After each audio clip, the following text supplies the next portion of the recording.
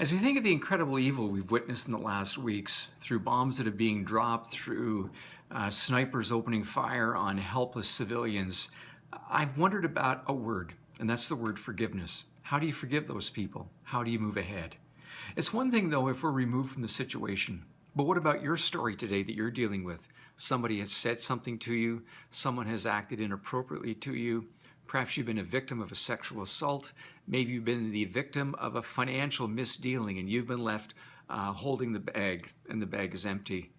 What do we do with those things? How do we find God's peace as we move ahead?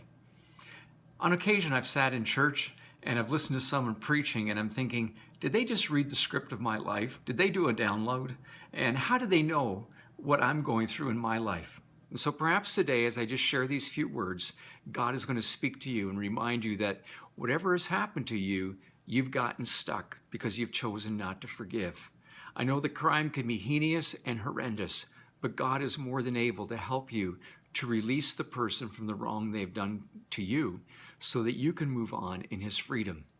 I can't speak of your situation, but I know this. The Lord wants you to walk in His forgiveness. And to not forgive leaves you trapped. It leaves you stuck in emotional quicksand, so to speak. R.T. Kendal said these words. Let me read them to you. When everything in you wants to hold a grudge, point a finger, and remember the pain, God wants you to lay it all aside. Why does He want us to do that? So that we can walk unstuck in His forgiveness.